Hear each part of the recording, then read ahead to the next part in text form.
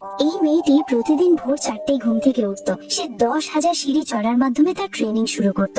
সূর্যোদয় থেকে সূর্যাস্ত পর্যন্ত সে বিরতিহীন পরিশ্রম করতে থাকতো। রাতে সে বাতাসে 1000 বার ঘুষি মারার প্র্যাকটিস করত। সে এত কঠোর পরিশ্রম করছিল কারণ তাকে বিশ্বের সবচেয়ে শক্তিশালী বক্সিং চ্যাম্পিয়নের মোকাবিলা করতে হতো, যে আজ পর্যন্ত কোনো ম্যাচে হারেনি। এর পাশাপাশি এটি ছিল তার ছোট বোনের চোখে সম্মান পাওয়ার লড়াই। কারণ একদিন যখন সে খাবার খাচ্ছিল, তার ছোট বোন বিদ্রুপ করে বলেছিল, খেয়ে খেয়ে মহিষের মতো হয়ে গেছো, কিছু কাজও তো করো। তা শুনে মেয়েটি রাগে উঠে দাঁড়ালো, নিজের চোখের জল আটকে ব্যাগ গুছিয়ে নিল এবং পেছনে না তাকিয়ে বাড়ি ছেড়ে চলে গেল।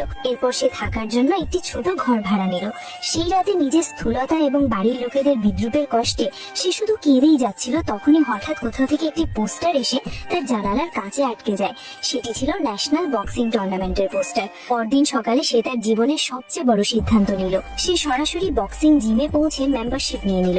প্রথম দিনে সে নিজের বাস্তব অবস্থা বুঝতে পারলো। নিজের অতিরিক্ত ওজনের কারণে সে একটি পুল আপও ঠিক মতো দিতে পারছিল না এবং বেঞ্চ প্রেসও করতে পারছিল না। এত কিছুর পরেও মেয়েটি হার মানেনি। এখন সে ভোর 4টায় ঘুম থেকে ওঠে এবং 10,000 সিঁড়ি চড়ে ওজন কমানোর ট্রেনিং শুরু করে। সূর্যোদয় থেকে সূর্যাস্ত পর্যন্ত সে বিরতিহীন পরিশ্রম করতে থাকে। রাতেও সে বক্সিং প্র্যাকটিস চালিয়ে যায়। যখন মেয়েটি ন্যাশনাল বক্সিং টুর্নামেন্টের জন্য ফর্ম পূরণ করলো, তখন তার শরীরের অতিরিক্ত ওজনের কারণে ফর্মটি রিজেক্ট হয়ে যায়। কয়েক মাসের মধ্যেই তার পরিশ্রম সার্থকতা পেতে শুরু করলো। সেই মোটা মেয়েটি এখন পুরোপুরি বদলে গেছে। সে এখন রোগা এবং শক্তিশালী। এবার যখন সে ন্যাশনাল বক্সিং টুর্নামেন্টের জন্য ফর্ম পূরণ করলো, সে সিলেক্ট হয়ে গেল।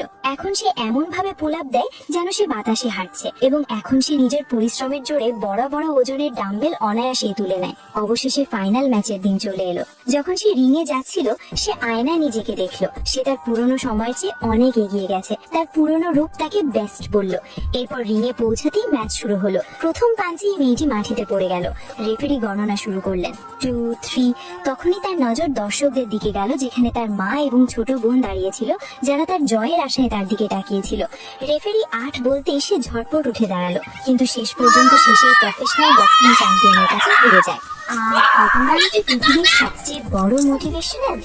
লাইক করে কমেন্টে জানান।